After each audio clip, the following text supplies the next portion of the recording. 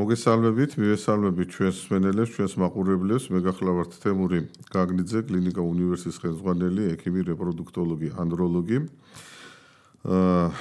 ამ ჩვენს გადაცემაში, რომელიც ჩვენ წინა გადაცემაში მივიღეთ მონაწილეობა იმასთან დაკავშირებით, თუ რას ნიშნავს ანდროლოგიური პრობლემები, რას ნიშნავს პათოსპერმია, რას ნიშნავს ესა თუ ის დაავადება და მიმართულება, რამაც შეიძლება მამაკაცის მხრიდან გამოიწვიოს ამა თუ იმ ხარისხის შეფასებით, ასე ვთქვათ, უნაყოფობა, დავარქვა დროებითი უნაყოფობა, რადგან უმრავლეს შემთხვევაში თუ ეს არ არის აზოსპერმია და მკვეთრი გამოხატულება ნეკროსპერმიისა, პრაქტიკულად ხშირ შემთხვევაში დაძლევადი არის და მე დღეს შევეცდები, რომ არ გამორჩეს კიდევ რაიმე, თვალი მივადევნო კიდევ ჩემს ხელთ არსებულ მასალას, რომელიც საინტერესო იქნება, რომ არ გამორჩეს, რა თქმა უნდა, ეს დეტალები და ორიოდე სიტყვით მე ვფიქრობ ძალიან საინტერესო იქნება როგორც ჩემი კოლეგებისათვის, ასევე იმ საზოგადოებისათვის, ვისთვისაც ეს ძალიან დიდ ინტერესს წარმოადგენს. ნუ რაც შეეხება საუბარი ჩვენ გქონდა სპერმის დნმ ფრაგმენტაციასთან დაკავშირებით და მე მინდა მოგახსენოთ, რომ ჩვენ ეკრანზე შემოგთავაზეთ რამოდენიმე და არაერთი და არა ორი კადრი სპერმის სხვადასხვა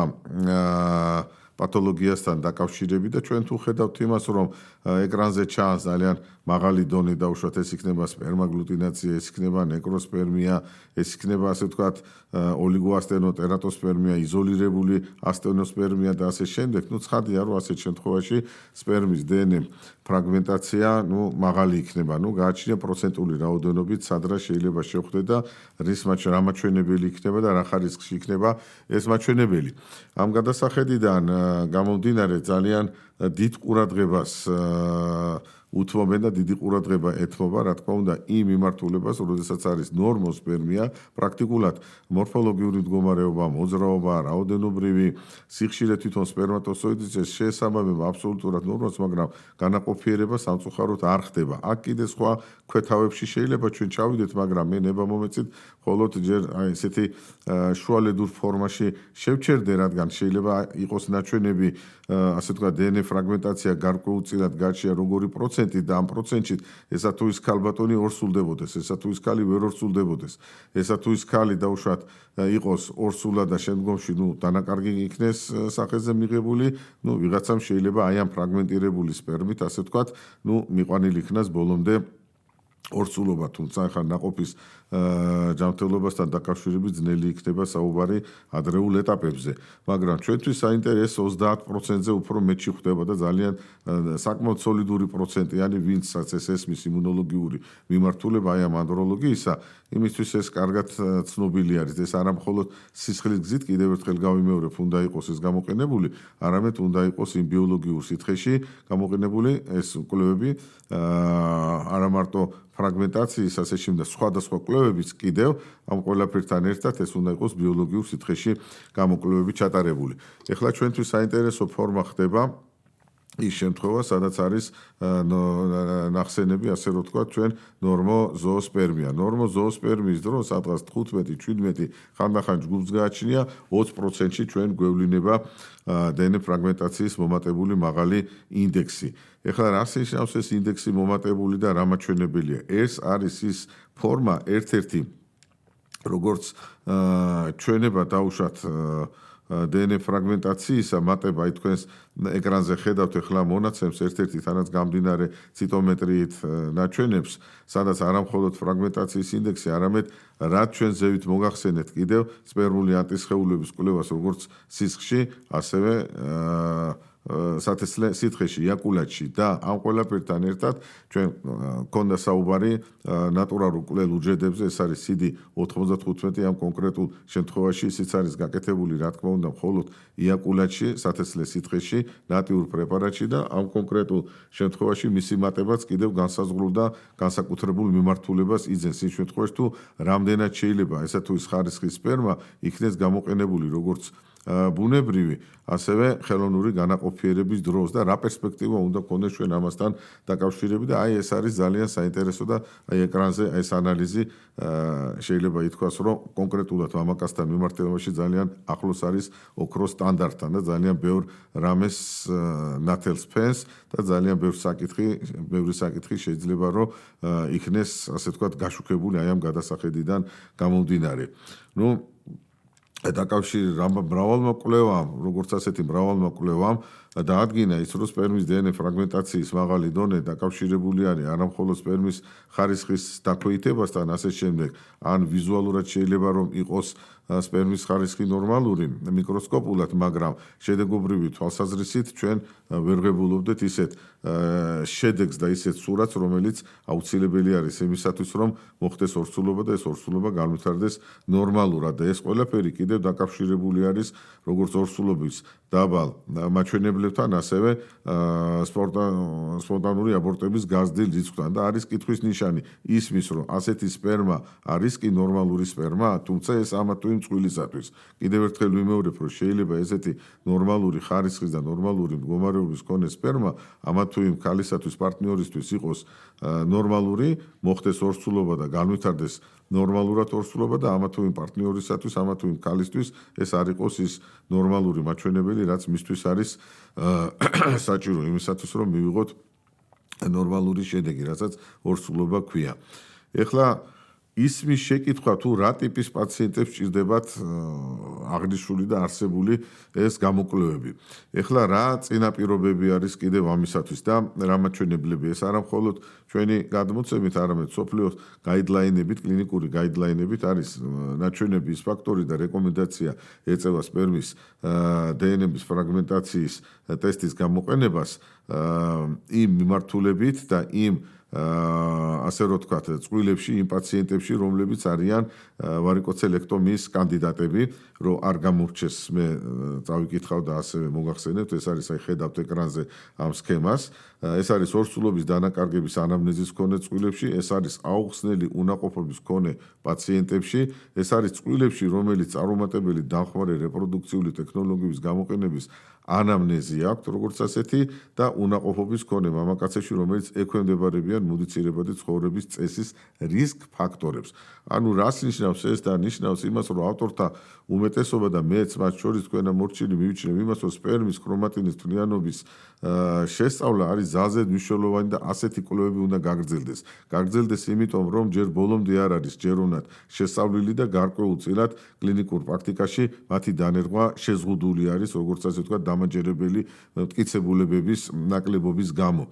ერთ-ერთი ფორმა, რასაც ასე ვთქვათ, ფრაგმენტაცია ქვია და ფრაგმენტაცია გარკვეულწილად დაკავშირებული არის ძალიან დიდ რიგ შემთხვევაში უნაყოფობასთან, ასეთ პაციენტებში ძალზედ ხშირად ვლინდება ხოლმე როგორც ჰიპერგიდროზი, როგორც დღის, ასევე ღამის ჰიპერგიდროზი, მოჭარბებული ასე ვთქვათ თოფლიანობა, ვარიკოცელი, ანუ სათესლე პარკში მიმოერების ვენების გაგანიერება და რა თქმა უნდა შედეგი უნაყოფობა. მე მინდა მოგახსენოთ, რომ ჩვენს მიერ გამოკვლეული პაციენტების ამასწინათ გახდით კიდევ გავიმეორებ ყაზახეთში, სადაც სოფლიოს ძალიან მრავალი ათეულობით ქვეყნიდან იყვნენ წარმომადგენლები, ჩამობრძანებულები და ჩვენს მიერ როგორც ასეთი ანდროლოგიის ჩვენი კლინიკის მე მარტო ჩვენზე არ მინდა საუბარი, ზოგადად ეს ქართული მედიცინის კარგი წარმატებაა, როდესაც მოსაბჭოთა კავშირი იქნება თუ სხვა ქვეყნები წარმატებული არის გამოსვლა და პრაქტიკულად შეტანილი იქნა ძალიან ბევრი ისეთი სიახლე, რომელიც სიახლეც მათთვის ეს ჯერ კიდე უცნობი იყო და ამიტომ ვამბობ იმას, რომ ჩვენს კლინიკაში, ჩვენს სივრცეში, სადაც არის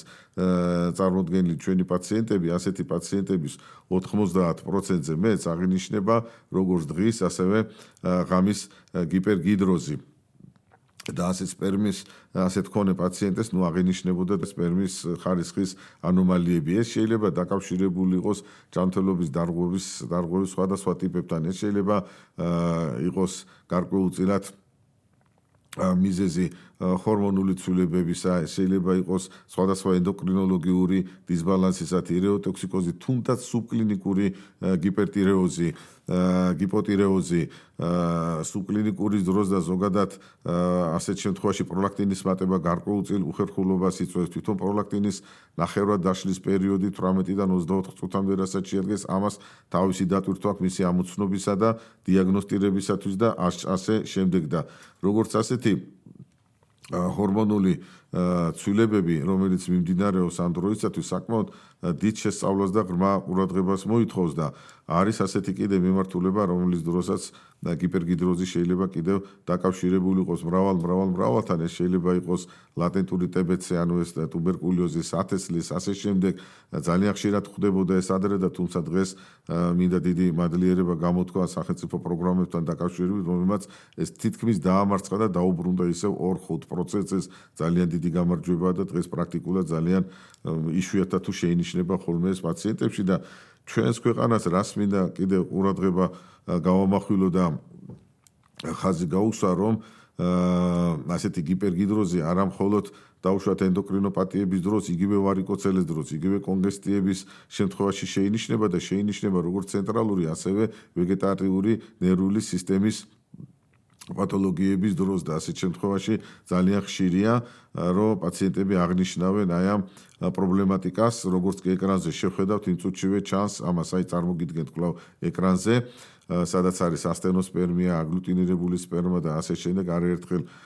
გაჩვენეთ ეს და კიდე შეიძლება ამისი დემონსტრირება და ამას ძალიან დიდი მნიშვნელობა აქვს. ეს რაც დღის გიპერგიდროზს შეეხება ანალოგიურად, ეს არის ღამის გიპერგიდროზი, ასე აღნიშნავენ განსაკუთრებით პაციენტების მეუღლეები, აღნიშნავენ, რომ ესეთი პაციენტები აი მთლიანად ოფში ცურავენ ხანდახან, არა ყოველთვის და ხშირად, მაგრამ არც თუ ისე იშვიათად აი ესეთი მოვლენები აღინიშნება. ნუ რა ხდება ამ დროს? ჩვენ აღვნიშნოთ, რომ ვარიკოცელეს დროს საკმაოდ მაღალი არის 1.5-2 გრადუსით არსებული ტემპერატურა სათესლე პარში, რომელიც პირიქით უფრო ნაკლები უნდა იყოს და ასეთ შემთხვევაში გაზრდილი ტემპერატურა და ორგანიზმის ტემპერატურა კიდევ უფრო მეტ პრობლემატიკას ხდის. ნუ რა შესაქმე ხო ჩვენ რო ავიღოთ ჩვენი სხეულის ტემპერატურა, ეს არის 36 და 6 და ბუნებრივია 1, 2 და 3 გრადუსით მატება ჩვენში ეს გამოიწვევს ძალიან დიდ უხერხულობას, რომელსაც ჩვენ ამას გძნობ, მაგრამ ნუ სათესლე პარკში მიმდინარე ცვლილებები დიამეტრალურად კიდევ სხვა არის და დროთა განმავლობაში და ის მაღალი ტემპერატურის დროს, რომელიც ჰიშტოქცილებს გამოიმუშავებს და გამოყოს, ეს იწვევს და იცავს ცილებს დენატურაციისაგან, მაგრამ ხანგრძლივი ეს მდგომარეობა პირიქით მერე უკვე იწვევს როგორც სერტოლის, ისევე ლეიდინგის უჯრედების დატვრგუნვას, შეფერხებას და გრძელვადიანი, ასე რომ თქვა, ჩვენ პერსპექტივაში უდიდესი და ესეთი უჯრედები უდიდეს სტრესულ მდგომარეობაში არიან. ასეთი ტემპერატურის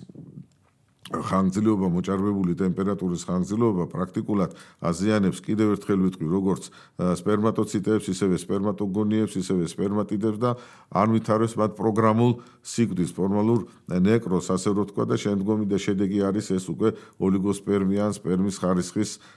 ძალიან ისეთი ძლიერი დაზიანება. ასევე შეიძლება და წეგანაც მოგახსენებთ, რომ ქრონიკული პროსტატიტების შემთხვევაში, კონგესტიების შემთხვევაში, იგივე ვარიკოცელეს დროს და ასე შემდეგ, ასეთი პაციენტები ხშირად უჩივია ხოლმე გიპერგიდროზს და როგორც კი ხდება მისი კორეგირება, ასე ვთქვათ, ესეთი გიპერგიდროზის და ასე შემდეგ ხშირად მოიხსნება ხოლმე, არა ყოველთვის, მაგრამ ძალიან ხშირად აი ესეთ გამოვლენებას აქვს ხოლმე ადგილი. ეხლა რაც შეეხება რამოდენიმე სიტყვა ფოლიუმის მჟავის ფოლატებთან დაკავშირებით მის შესახებ. ეს შეიძლება ითქვას, რომ საკვები ნივთიერებ ფოლიუმის მჟავა ძალიან დიდ და მნიშვნელოვან როლს ასრულებენ სპერმის ფუნქციის და ასე ვთქვათ ფორმირებასა და მის შენარჩუნებაში, ნაყოფიერებასთან დაკავშირებით მამაკაცისა მისი სისტემის ნორმალურ განვითარებაში. დაგროვილი და უკვე ესეთი ძალიან მეტაანალიზები და კლინიკური ანალიზები კარნახობს იმას, რომ ფოლიუმის მჟავა და ფოლატები ეს არის აუცილებელი და სპერმის ხარისხის ნორმალური მდგომარეობისათვის. ეს უკვე 2022 წლიდან მეტაანალიზები და კვლევებით უკვე დადასტურდა და დადგინდა კიდევ ის, რომ არათუ მხოლოდ მისი ნაკლებობა, ასე ვთქვათ, ხო, კვლევით, ასე ვთქვათ, ობიექტებში, კვლევის, ასე ვთქვათ, საკვლევ პაციენტებში, არამედ დოზის შედარებითი დაბალი დოზაც კი იწვევს იმას, რომ ხდება ასე ვთქვათ სპერმატოზოიდების გადაგვარება, მისი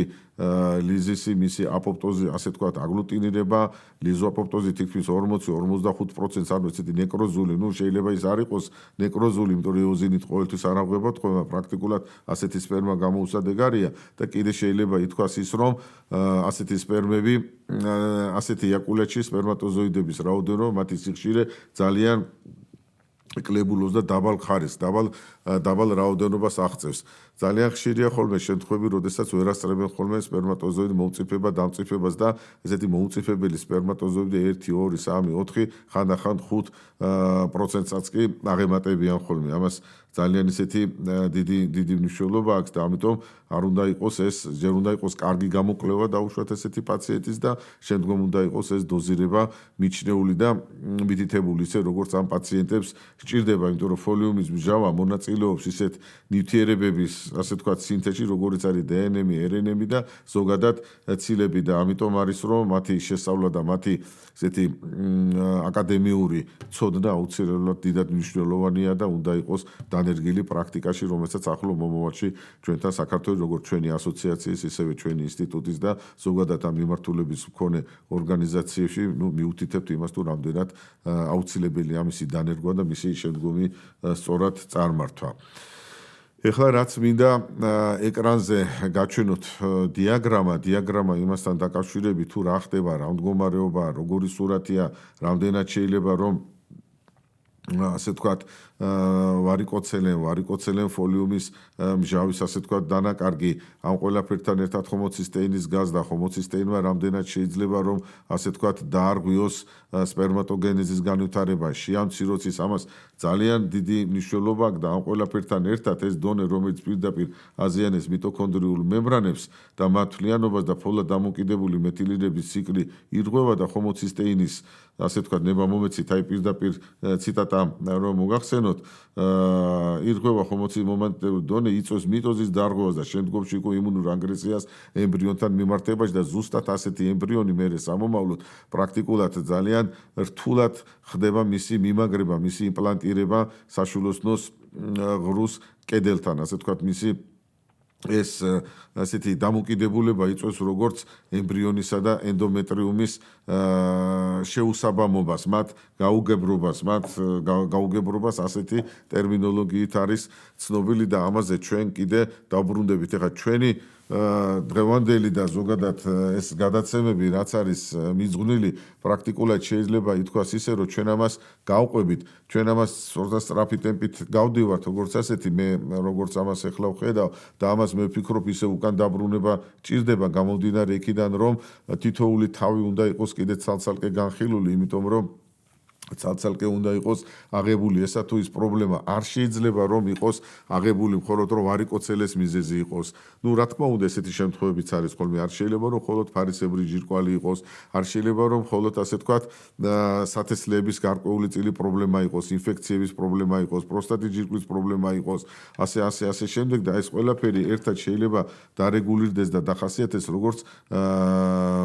მრავალჯირკვლოვანი უკმარისობის სინდრომი, ასე რომ ეს დიაგნოზი ცოტა ისე აკადემიურად უნდა დაისვას და თან დაისვას ისე რომ ქალის ფაქტორიც გათვალისწინებული იყოს, რადგან როდესაც ასეთი სპერმა შედის ქალის სასქესო აპარატში, კიდევ ერთხელ გავიმეორებ, შემდგომში ასეთი ლეიკოციტები დატვირთული სპერმა, აგლუტინირებული სპერმა, პათოლოგიური სპერმა და ლიზოაპოპტოზი დატვირთული სპერმა და ასე შემდეგ ქალის სასქესო აპარატი იმუშავებს და გამოიმუშავებს შემდგომში თუ მithumetes ქალთანაც მიმდინარეობს ესეთი აუტოიმუნური პროცესები, თუნდაც მცირედი, ასე ვთქვათ, სუბკლინიკური ჰიპოთიროზი, მისი განწყობა ასეთია, რომ პრაქტიკულად გათხოვებიდან 2-4 თვეში იწყებს გამომუშავებას როგორც სპერმატოციტოტოქსინების, შემდგომში თუ შეიძლება მოხდეს ორსულობა ემბრიო ციტოკილერებისა. და აი ამას სჭირდება ნამდვილად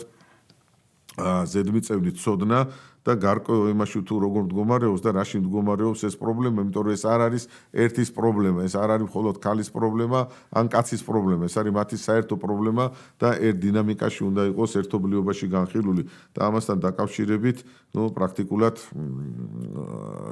წვდომა საკმაოდ სიღრმისეული და საკმაოდ ესეთი აკადემიური გვაქვს. რა თქმა უნდა, ყველგან ვერ მიიღებს შედეგებს ქალის ასაკიან გასათვალისწინებელი. იქაც კაცის რა თქმა უნდა სხვადასხვა ავადობა ჩვენ 24 საათიან რეჟიმში მუდმივად ვიბრძვით იმისათვის, რომ ეს შედეგები უფრო და უფრო უკეთესი იყოს. არ არის მხოლოდ აქ ვიტამინები და ასე მხოლოდ ერთ ადგილას მითითებული პრეპარატები, რომ მხოლოდ იქ იყიდება ასეთი დონით, წინ ნამდვილად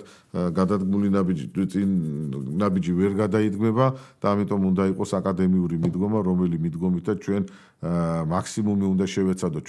ჩვენს ინსტიტუტში ყველაფერს ვაკეთებთ, როგორც ინვიტრო განაყოფიერებას, ასევე ინსემინაციას, ასე შემდეგ, მაგრამ ყველაზე უფრო კარგი და აქტიური არის მაშინ და სიხარულის დიდი მომგვე, როდესაც ბუნებრივი გზით დგება ორსულობა, თუმცა რასაკვირველია, ინსემინაცია იქნება თუ ხელოვნური განაყოფიერება, არსებობს მსოფლიოს რომ დასჭირდა ეს მიდგომები, იმიტომ შეიქმნა ეს აპარატურა, ეს ტექნოლოგიები და იმიტომ არის რომ დღეს ესეთი დიდი მოთხოვნაც არის, თუმცა მერწმუნეთ ძალიან დიდია ბედნიერება იმისა და შეგრძნება იმისა ბედნიერებისა, რომ ესეთი ბუნებრივი გზით იქნება მიღებული ეს ორსულობა, ანუ ბრჭყალებში ნანატრო ორსულობა, დიდი ხნის ლოდინის ორსულობა და ესეთი დიდი ბედნიერი წუთები შეიძლება რომ კარგი ცოდნის საფუძველზე რომ დადგეს. კიდევ ერთხელ ვამბობ, გააჩნია ხარისხის სიმძიმეს მე ეკრანზეც გაჩვენეთ, როგორი ჩარევის შემდეგ ხდება ხოლმე გაცილებით უფრო სწრაფად მიღწევა შედეგის. ახლა რატო ვამბობ კიდე ამას? აი ყურეთ, სპერმატოგენეზი მიმდინარეობს 72 თითქმის 90 დღემდე. აი ესე შეიძლება რომ ვთქვათ. კი ბატონო, კეთილი პატიოსანი, მაგრამ იქ სადაც უკვე ესეთი პათოლოგიებია, იქ სადაც ესეთი მძიმე სურათია, სადაც თქვათ ნეკროსპერმია, იქ სადაც შეიძლება კრიპტოსპერმია, იქ სადაც შეიძლება თქვათ ოლიგოსპერმია გრავის 5 მილიონზე დაბალი, ესეთი რაოდენობრივი თუ თვისობრივი თვალსაზრისით იქნება დაბალი ხარისხისა, რა თქმა უნდა, მკურნალობის ფაზაზე და ბაზაზე ამასთვის 2 თვე, 3 თვე ეს არ იქნება საკმარისი და ძალიან მეტი დრო არის ხოლმე მოთხოვნადი, ოღონდ უნდა იყოს აკადემიზმი და უნდა იყოს აი მართლაც ექიმის ჭკუა და გონება სრულად ჩართული იმაში, რომ უყურებთ ეკრანზე, რა შედეგს ვაღწევთ, როგორ ვაღწევთ, ამ პერიოდულად, პერმანენტულად უნდა იყოს ნაჩვენები, ასე თქვათ, ეკრანზე სურათი თვითონ მოძრავ მდგომარეობაში სპერმისა და ასეთ შემთხვევაში აი პაციენტთან ერთად როგორც ერთი გუნდი ვართ, ყალიბდება ის ბრძოლის უნარიანობა, რამაც შეიძლება რომ მოთმინებად საკმაოდ გამოუმუშაოს პაციენტს, იმიტომ რომ ეს აუცილებელი არ არის ადვილი, რასაკვირველია, ყველას გუშინ გვინდა, ყველას დღეს გვინდა შედეგი, მაგრამ ის რაც ღმერთმა გვიბოძა და ის რაც ფიზიოლოგიურად არის, იმას ვერავინ ვერ ავწდებით ნამდვილად და ამიტომ ამას მუდმივი ყურადღება სჭირდება. რა თქმა უნდა, თამბაქო, მავნეჩვეები, ალკოჰოლი განსაკუთრებით ეს საკმაოდ ისეთი არასასურველი ფენომენია ჩვენს კონკრეტულ შემთხვევაში და ამას ნამდვილად უნდა მოერიდონ პაციენტები და არ უნდა იყოს ისე, რომ პაციენტმა მკურნალობის დროს იქნება თუ შემდგომ, რომ ალკოჰოლი მიიღოს. რა თქმა უნდა, ეს ყველაფერი კარგია, მაგრამ კარგია მას შემდეგ, რაც ესეთი მოლოდინით სავსე და ნანატრი ორსულობა დადგება და ცოცხალშუობიარობით მოევლინება ესეთი პატარა ოჯახს, ხო? ეს რაც შეიძლებოდა ეს ორიოდე სიტყვით მეთქვა. იგივე ორიოდე სიტყვით ტესტოსტერონთან დაკავშირებით, იმიტომ რომ ეს არის ერთ-ერთი ძირითადი ჰორმონი მამაკაცის, ასე ვთქვათ, ორგანიზმში, რომელიც მნიშვნელოვან როლს ასრულებს სპერმატოგენეზის ნორმალურ განვითარებაში და ახლა დამტკიცებული უკვე ძალიან მრავალი ავტორის მიერ, რომ პრაქტიკულად ტესტოსტერონის, ასე ვთქვათ, ნაკლებობამ, ზოგადად მისმა რაოდენობმა დეფიციტმა შეიძლება გამოიწვიოს ანთებითი პროცესები, როგორც ასეთი და ამ ანთებით პროცესებთან ერთად შეიძლება ახლავს აი კოლაგენის სინთეზის დაქვეითება და ეს კოლაგენის სინთეზის დაქვეითება კიდე იწვევს შემდგომში აი ამ ვენურ პათოლოგიას, ვარიკოცელეს და შემდგომში უკვე პათოსპერმიის განვითარებას. აი ასე შეიძლება რომ ჩვენ შემოვიფარგლოთ აი რამოდენიმე ორიოდე სიტყვით ამას ჩვენ ვერ ვიტყვით, ეს არ იყო ორიოდე სიტყვა, რასაც ჩვენ ახლა მოგახსენებდით, მაგრამ სათქმელი კიდე ძალიან ბევრია და მე ხა მიუბრუნდები ორსულობის შესაძლებლობის დადგენას სპერმის დნმ ფრაგმენტაციის ინდექსის მიხედვით, რამდენად და როგორ შეიძლება. აქ არის, ასე ვთქვათ, დაყოფილი თავებად, პროცენტულად თავებად და რას ნიშნავს ეს დაყოფა? 0-დან 15%-მდე, როდესაც არის ეს ფრაგმენტაციის ინდექსი დადგენილი, ეს არის აბსოლუტურად ნორმალური სპერმა, შემოწმებული, გაკონტროლებული, თუმცა თუ სადღაც მერე პრობლემები იქნება მაინც ამასთან დაკავშირებით, ურიგო არ იქნება თუ იმუნოლოგიურ კვლევას გამდინარე ციტომეტრითაც შევამოწმებთ, თუმცა ყველას უსურვებ, რომ ეს საჭირო აღარ იყოს, იმიტომ რომ ყველაფერი მაინც ძვირია, რეაქტივები ძვირია, კვლევები არ არის ადვილი და ასე შე ყველაფერი ერთად მაინც პაციენტის ეკონომიკურ ხარეზე აისახება. ეხლა რაც შეეხება პაციენტის ასე ვთქვათ სტატუსს მას შემდეგ რაც არის დაფიქსირებული ეს უკვე 0.15 ჩვენ ვახსენეთ 15-დან 30-მდე. აი ეკრანზე შეიძლება ჩვენ ეს დავაფიქსიროთ ეს მაჩვენებელი, რომ ინტერპრეტაცია გაუწიოთ ასეთი, რომ შეიძლება ორსულობა დადგეს, მაგრამ მოლოდინი შეიძლება იყოს დიდი. ახლა ზოგადად არის ხოლმე ასეთი ისა, რომ დაამთავრეს პაციენტი მკურნალობას, მეტწილად არის ხოლმე გადატანილი ჯერ ინფექციას მიუხედავად, ჯერ ამას მიუხედავად, ჯერ ტრიხამონას მიუხედავად, ეს არ არის ესეთი დიდი, ასე თქვათ, დრამატული სურათი იმისა, რომ ამა თუ იმ ინფექციაზე თუ იქ არ არის დიდი ესეთი გამონადენი იქნება გინაკალში ან სპერმა ესეთი იკოლიური იქნება ლეიკოციტები დატვირთული პიოსპერმი თუ ასე შენე ცოტა პატარა იმითი ყოველთვის თუმცა გაცილებით სირთულე ხდება კაცებში, როცა კონგესტიური მაჩვენებელია, ვარიკოცელი არის ხოლმე და ესეთი დატვირთვა არის ემოდინამიკა გართულებულია და ბუნებრივია ეს აისახება უკვე ეაკულატზე და მის ხარისხზე, ხო? ნუ ასეთ კონკრეტულ შემთხვევაში 15-30% შემთხვევაში ჩვენ ისევ დაუბრუნდეთ იმას, რომ შეიძლება იყოს მოლოდინი ხანგრძლივი და რას ნიშნავს ეს ხანგრძლივი მოლოდინი? აი, ქალბატონებმა მინდა რომელსაც ყოველთვის ეჩქარებათ ორსულობის მიღება და მეთანხმებიან ჩვენი მსმენელები, ყველას იმ თვესვე უნდა როგორც კი დაამთავროს მასვე, მაგრამ ესე არ არის. სოფლიო სტატისტიკით არის 18-23%, ასე ვთქვათ, ალბათობა იმისა, რომ ქალი ნორმაში ჩადგა, კაცი ნორმაში, ასე რომ ვთქვათ, წყალებში ძალიან მარტივ სათქმელად რომ მოხდეს უკვე ორსულობა. არა, ნუ ჩვენ აქ ართმეტიკას, მათემატიკას ვერ შეუდგებით, ამიტომ 20% ვიგულისხმოთ. ასე გადამრავლებით თეორიული და პრაქტიკული გათვლით, თეორიულად და პრაქტიკულად 5 თვეში უნდა მოხდეს ორსულობა. ნუ ერთი თვე შეიძლება დესერტად დავამატოთ 6 თვეში. თუ ესე არ გამოდგა, მაშინ ასეთ შემთხვევაში უკვე მე ან ინსემინაციის მიმართვა შეიძლება, ან ხელოვნური გზით დაუშვათ დამხმარე რეპროდუქციული ტექნოლოგიების გამოყენება და ასე შემდეგ, ხო, ამიტომ აი ამას საკმაოდ ვრცელი და საკმაოდ ისეთი მნიშვნელობა გააჩნია. აი ამაზე უნდა იყოს ყურადღება გამახვილებული. აი ესეთი ეს არის სურათი, რის ირგვლივაც მინდოდა ორიოდე სიტყვით მეთქვა და ეხლა ყველაზე უფრო დიდი ვრცელი საინტერესო და ასე ვთქვათ შრომატევადი საქმე, რომელიც წინ ჩვენ გველოდება ყოველ შემთხვევაში ჩვენს ინსტიტუტს, ეს არის ის 8-15% პაციენტებისა, რომელმაც გაიარეს ასე ვთქვათ ჩვენთან კვლევები, სადაც არსებობდა როგორც დღის ჰიპერგიდროზი, ჰიდროზი, ასევე ღამის ჰიპერგიდროზი, ოფლიანობები, ასე შემდეგ იყო ვარიკოცელი, მაგრამ სპერმის სხვადასხვა ხარისხის, მაგრამ სპერმის ლატენტურიც ამასთან ერთად, რომელიც შემდგომში ჩვენ დავადგინეთ ფლებოგრაფიით, მაგრამ ყოველი შემთხვევისთვის სპერმის ხარისხი იყო ნორმაში. თუმცა განმეორებითი გამოკვლევების დროს ასეთ პაციენტებშიც აღინიშნებოდა და შეინიშნებოდა როგორ გითხრათ, როგორც აგლუტინაცია მიკრო, ასევე მაკროაგლუტინაცია გარკვეული პერიოდების შემდეგ და ამ ყველაფერთან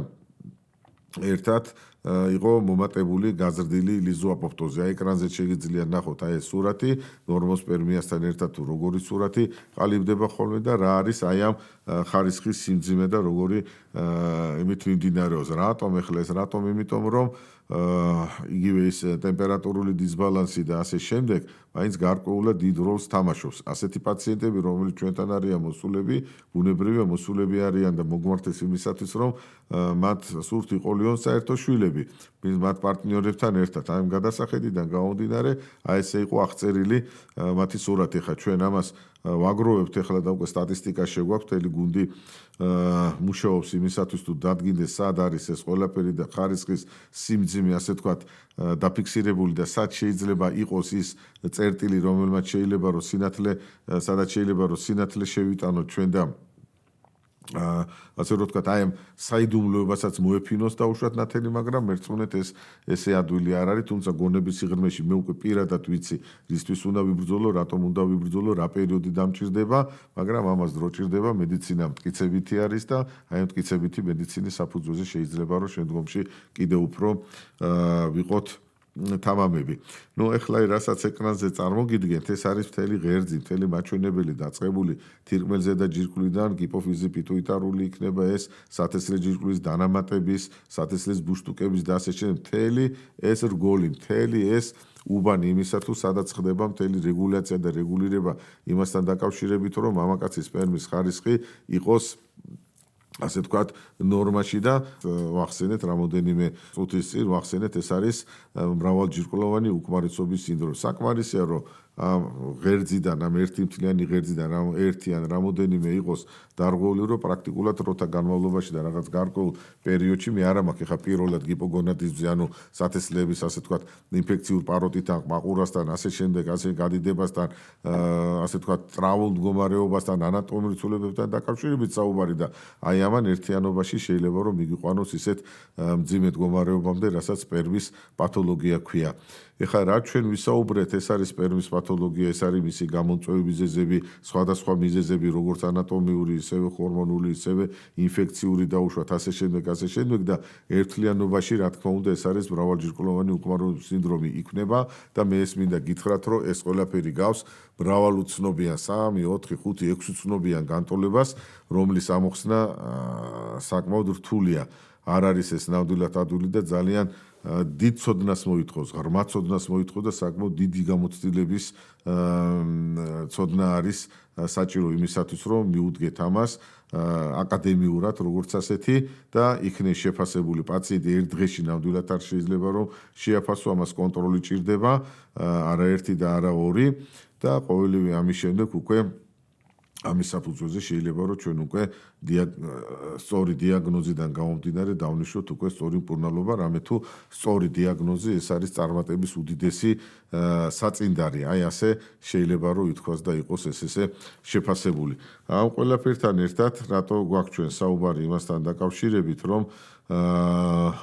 ვიბრძვით იმისათვის რომ მოხდეს და იყოს შვილიერება. ამას ერთი ადამიანი არ ეყოფა, ერთი ადამიანი მინდორში მეომარი ვერასოდეს ვერ იქნება. ამას ჭირდება გუნდური, მულტიდისციპლინარული მიდგომა. აქ საჭირო არის და როლს თამაშობენ როგორც ვენეროლოგები, ასევე გენეტიკოსები, ასევე უროლოგები, ასევე ულტრასონოგრაფიის წარმომადგენლები, რომ ნორმალური ულტრასონოგრაფიის ფონზე იდეალურად ხდება, რა თქმა უნდა, სონოგრაფიის ფონზე თუ ვერ ფიქსირდება, ამას ფლებოგრაფია სჭირდება და ამასაც თავისი მიმდინარეობი ძალიან კარგი და ღრმავცოდნე წარმომადგენელი სჭირდება, რომ ზუსტად დაისვეს დიაგნოზი. რა თქმა უნდა, 90% და მეტი ენდოკრინოლოგიის ბაზაზე არის ეს ყველაფერი და კარგი ენდოკრინოლოგიური მიდგომა საკმაოდ დიდ სივრცეს წარმოადგენს წარმატებისათვის და ამას ძალიან დიდი ხარისხი აქვს და მხოლოდ ესე არ უნდა იყოს გაგებული, აქ უნდა იყოს მიდგომა და მნიშვნელობა იმას, რომ ურთიერთკავშირი უნაყოფობის მექანიზმებს შორის ორსულობის შეტყობის სხვადასხვა რგოლში არსებულ დარღვევებს, აი მას ყველაფერი უნდა მიექცეს ყურადღება, როგორც სპერმის ხარისხი, საშვილოსნო სყელის ლორწოს სტატუსი, ისევე საშვილოსნო ზღრუს სტატუსი იმუნოლოგიური თვალსაზრისით, იმუნოლოგიურ ფაქტორებზე ჯერ 25 წლის უკან მქონდა ჩვენ საუბარი, ფლებოგრაფია გიხსენეთ, ჯერ კიდე დიდი ფხაკაძის დროს იყო ეს დანერგილი საქართველოში, შემდგომ ეს ბატონმა ზურაბმა გააგრძელა რევიონ და ძალიან ავტორიტეტულად და იდეალურად დღესაც აგრძელებენ ხირურგიის, სიძახთა ქირურგიის ინსტიტუტში ამ მიმართულებებს. იდეალურად და მე მინდა ვთქვა, რომ ჩვენთან დანერგილი აი ამ მიმართულებები ევროპაში 15-16 წლის შემდგომ დაიწყო ეს მიმდინარეობა და დღეს პრაქტიკულად ასე რომ ვთქვათ ევროპაში მხოლოდ ესეთი სიძახთა ქირურგებს ავალიათ უკვე მეტი წილი, ასე რომ ვთქვათ, კვლევაძიება და მკურნალობა აი ვარიკოცელესთან და აი ამ ფლებოგრაფიებთან არსებული ამა თუ იმ გადაჭრის საკითხები. აი ეს უნდა იყოს ყველაფერი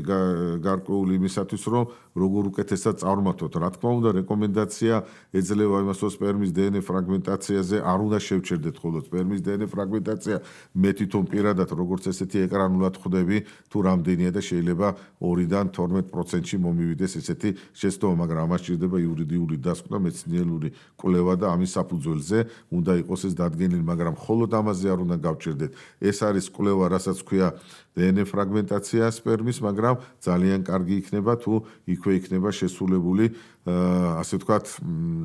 კვლევა სიდი მკვლელ უჯრედებთან დაკავშირებით. 95 აქ ფავორიტი არის და პირდაპირ გვაჩვენებს, რომელსაც თვითგანადგურების რეცეპტორები აქვს ასეთ სპერმატოზოიდებს და ასეთ სპერმატოზოიდ უნარი აღარ გასცევს მერე ქალის სასქესო აპარატში, საშვილოსნო წყერში იქნება, ღრუში იქნება თუ ასე შემდეგ გადაადგილებისა და იქვე ნადგურდებიან. მე მინახია პოსტკოიტალური ტესტები, ესეთი აგლუტინირებული ფორმებისა და ცოტათი მსუბუქად მომატებული ლიზოაპოპტოზისა, რომ პრაქტიკულად აღარ დაფიქსირდა პოსტკოიტალური ტესტის შემდეგ აღებული ეს მასალა, საერთოდ აღარ ანახეს სპერმატოზოიდები იქ. აი ასეთი ძალიან დიდი მნიშვნელობა აქვს, ძალიან დიდი მნიშვნელობა აქვს pH მეტრიას. როგორი pH მეტრია არის და როგორი pH-ი არის დაუშვათ ქალის სასქესო აპარატში, უდიდესი როლი აქვს. აი ამას სულ ყველაფერს ძალიან დიდი მნიშვნელობა გააჩნია და ამის საფუძველზე ჩვენს გუნდთან ერთად შეიქმნა კვლევითი ასე ვთქვათ მიდგომები და კვლევით მიდგომებთან ერთად კურნალობის ასე ვთქვათ ის მექანიზმი ძალიან დიდ როლს თამაშობს იმისათვის რომ ქალისთვის არა წელიწად ნახევარი 2 და 3 წლიანი იყოს ესეთი მკურნალობები და დაუდგენელი მიზეზით გამოწვეული უნაყოფობა ერქვას ამას აი აქ არის ზუსტად განსაზღვრული როლი აი ურთიერთკავშირებისა სხვადასხვა მიზეზებისა რომ ერთიანობაში იყოს დადგენილი რამე თუ არ არსებობს მხოლოდ კაცის უნაყოფობა, მხოლოდ ქალის უნაყოფობა. ერთი მთლიანი რგოლი არის ეს აი უნდა იყოს ამოხსნილი და აი ასეთ შემთხვევაში ამის მკურნალობის მეთოდოლოგიასაც შემოგთავაზებთ ახლო მომავალში, რომელიც ასე ვთქვათ ძალიან უნიკალური არის და მისი უნიკალურობა მდგომარეობს იმაში, რომ არის დამზოგველი, არის ძალიან სწრაფი ეფექტი. ქალბატონები ძალზე სწრაფად ორსულდებიან, სწრაფად მიყავთ ეს ორსულობები, ნორმალურად ვითარდება ეს ორსულობები უკაცრავად და ცოცხალშობიარობები თავდება. რა თქმა უნდა, ასე დროს სპერმის ხარისხი უნდა იყოს კიდე გათვალისწინებული და ერთი მთლიანი რგოლი ყალიბდება. იმისათვის, რომ იყოს წარმატება მიღებული, რომ წარმატება იყოს, ასე ვთქვათ, ძალიან მაღალ დონეზე აყვანილი. თუმცა ამას ძალიან დიდი, ძალიან ესეთი შრომატევადი, ძალიან ესეთი ჭკვიანი ხედვა სჭირდება, აი როგორც ასეთი რომ უყურებდეს, საიდან მოდის, როგორ დირიჟორი უსე უნდა მართავდეს ექიმი, რისი ბრალია, საიდან რა მიზეზი შეიძლება იყოს, ვარიკოცელე შეიძლება იყოს, ქალის სხვადასხვა პრობლემები შეიძლება იყოს, ანატომიური, ჰორმონული, ასე შემდეგ, კასტარა შეიძლება იყოს, იმუნოლოგიური იყოს ფაქტორი, ლიზოაპოპტოზი იყოს, ეს შეიძლება იყოს ფარული, ასე ვთქვათ, მძინარე ვარიკოცელე, რომელიც ჩვენ ვახსენეთ, ეს არის როგორც აგრესიული ვარიკოცელი, არის ესეთი მშვიდი ვარიკოცელი, აი ესეთი ქვია. აქვე უნდა იყოს როგორც ჩვენ ვახსენეთ სპერმასა და ენდომეტრიუმს, ემბრიონსა და ენდომეტრიუმს შორის საშვილოსნო ზღვრს გაუგებრობის მოხსნის საკითხი. აი ესეთ მიდგომებთან ერთად და ესეთი დატვირთული, ასე რომ ვთქვათ, ანამნეზის, ესეთი დატვირთული დიაგნოზის საფუძველზე შესაბამისად უკვე მკურნალობაც იცი ტაქტიკის შერჩევა შეიძლება და პრაქტიკულად უკვე რეზულტატი სახეზეა. რა თქმა უნდა, ყველა პაციენტთან ვერ მოხდება მაღალი რეზულტატის მიღება და ამიტომ მე ხდება ხოლმე დამხმარე ტექნოლოგიების გამოყენება, თუმცა ისიც უნდა გვეცოდინება ამ კვლევების საფუძველზე, რომ რამდენად შედეგიანი იქნება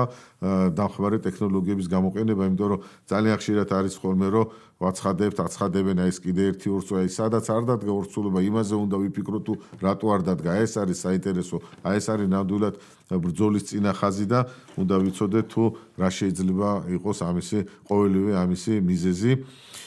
და კიდევ ერთხელ ვამბობ, რომ ეს არის მიდგომა, მხოლოდ ერთი ექიმისგან ეს არ გამოვა, მხოლოდ ერთი ექიმის ცოდნა ამას ვერ დაიტევს გონება, ძალიან ბევრია ინფორმაცია, ძალიან დიდ ცოდნას არის. ერთი სიტყვაც კი საკმარისია მოწოდებული იმისათვის, რომ ახალი, ასე ვთქვათ, მიმართულება წავიდეს, რომ გაიხსნას ყველაფერი აქამდე სათქვავი თქვას ექიმი. ამიტომ ნამდვილად მულტიდისციპლინარულ მიდგომას მოითხოვს და ეს მულტიდისციპლინარული მიდგომა და კვლევები უნდა ხდებოდეს ნამდვილად ისეთ წამყვან კლინიკებში, სადაც ესეთი ფართო სპექტრით მიმდინარეობს ესეთი კვლევები და ძლიერი სპეციალისტებით არის დაკომპლექტებული. აი ეს რაც შეიძლებოდა რომ ეს მომეხსენებინა მე თქვა ჩვენი მსმენელებისათვის, ჩვენი მაყურებლებისათვის, ჩემი კოლეგებისათვის, რომელთა მიმართებაში მე განსაკუთრებულად ძალიან დიდ პატივისცემა მინდა გამოვხატო და მე ასე ვიტყოდი რომ საქართველოში არსებული და მიმდინარე აი ეს სამეცნიერო კვლევები რაც საქართველოს კლინიკებში ხდება, მე ვიტყოდი რომ ევროპის ძალიან ბევრ ქვეყანაში იქნება თუ სხვადასხვა ქვეყნებში მე ვფიქრობ შესაშური არის და კიდევ ერთხელ ვიტყვი რომ აი ეს დიდი კონგრესი რომელიც ჩატარდა ბატონი არჩილის ხელმძღვანელობით აი საქართველოში რეპროდუქციული მიმართულებისა ეს კიდე ერთი ამისი ნათელი დასტურია და ამისათვის კიდე ჩემს კოლეგებს მინდა ძალიან დიდი მადლობა გადაუხადო და წარმატება უსურვო